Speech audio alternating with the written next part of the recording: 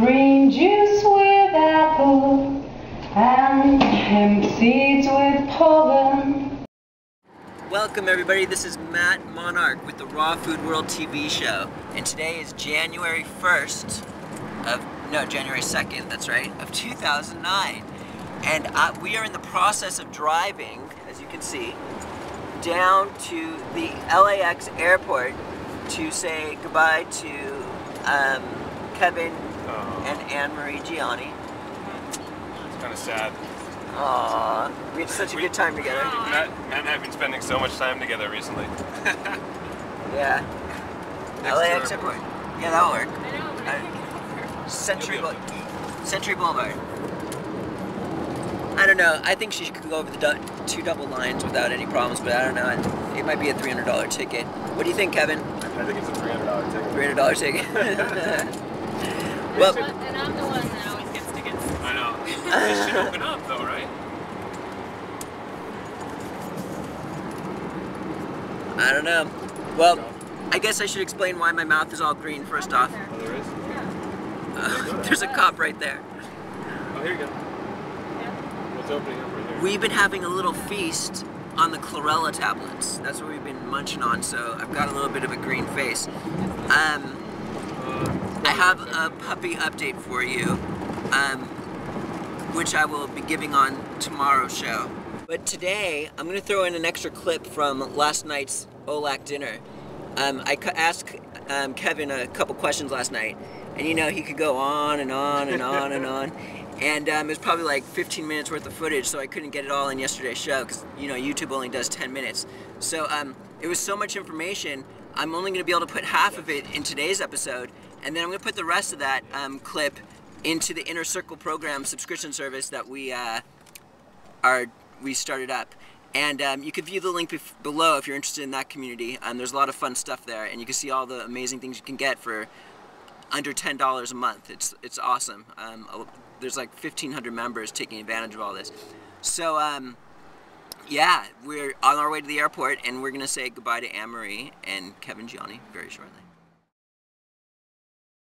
So, the other day, last week when Kevin came to visit me, it was interesting because he wouldn't eat a few things, and I didn't know what was going on. He wouldn't eat avocado, and he wouldn't eat any sugar whatsoever. And I was like, oh my god, that's like almost all the raw food. And then so I noticed what he was eating was like tahini and, you know, a couple other nut butters every once in a while. So he departed, and then he came back. And then he came back, and now he just stopped eating tahini now. So I wanted to, maybe he could tell us on film why. Alright guys, here's the deal. I gotta take my glasses off for this one. Imagine if I didn't speak, and like you didn't speak and we had a show, it'd be like this. Anyway, let me explain. Annmarie seems to think that I'm some sort of extremist when it comes to experimentation with my body. And I think I think that I am. And what happened to me is the reason I wasn't eating cashews or avocado was because of a candida issue that developed in my own body over the period of time. I was doing some experimentation with the 80-10-10 diet. I'd gotten Lyme disease, and I had taken a combination approach of antibiotics and a natural approach because I had seen just way too many people go through the natural approach of Lyme disease and not get any better. And so I really wanted to cover all the bases. So 80-10-10 developed a yeast issue, and I realized that as I was discovering that this was a yeast issue, taking tests, figuring out what it was, I realized that I would get acne. My acne would really flare up if I ate avocados or cashews, and then when I stopped eating them, it would go down again. So I was kind of realizing that that was causing a flare-up with the candida. So it's really instructive because I'd read in a lot of places different opinions about candida, and you know, some people would say avocados are okay, some people would say cashews are okay, and some people would say absolutely not. So that was really instructive.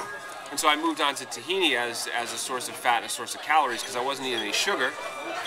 So because you know, candida feed on sugar, so I moved into you know, some fats that I could eat, and tahini was one. And then I realized over time that maybe I had overdone the tahini because my body started to say, dude, you know, this isn't happening. So when I would eat like a salad with tahini dressing, like my stomach would just start to bloat up and it would start to get really big, really uncomfortable. And so I finally realized that that was happening. I thought it may have been the fact that I was down here in Mexico, and I've had a history of being in Mexico and getting stomach sickness, but I realized it was the tahini. And so now I've been eating belly ache free for a little bit now. I'll go back to tahini, but now I know it's neat to kind of get that experimentation process going. Maybe overdoing it once in a while, because then you know your limits, not with everything, but with some things. And then just rock and roll. Annmarie, do you think this is an accurate testimony about why he... Yeah, it definitely is. All right. Like he said before, he definitely is an extremist, and he likes to experiment on his body. And he'll go for a while and just do one thing for like breakfast, lunch, and dinner, you know, for a couple weeks, and realizing that sometimes it's good to do things in moderation and not overdo it. It almost seems like that exercise plan that you were talking about. You do 2 weeks here and then 2. Moderation? I have a history of not moderation. I'm actually growing into moderation, you know, and I'm getting very used to it. I kind of enjoy it. So we just dropped off Annmarie and Kevin Gianni at the airport. Later, dudes. We'll see you later.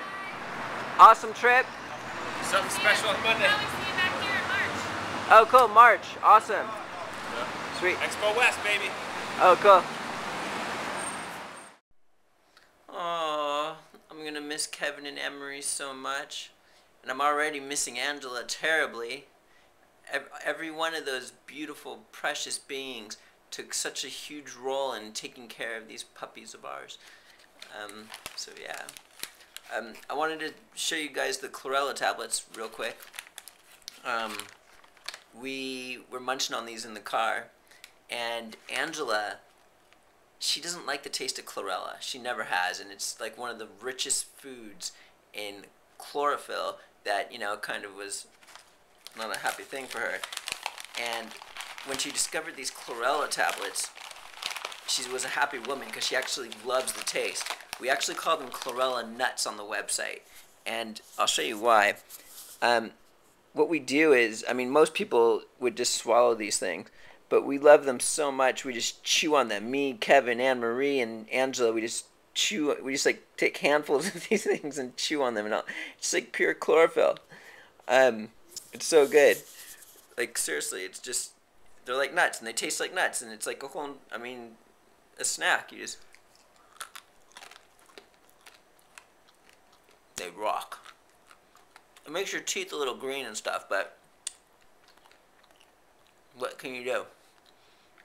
Well, this is Matt Monarch, eating Chlorella tablets, and we'll see you tomorrow at the Raw Food World TV show. Banana ice cream, that's good for me. These are a few of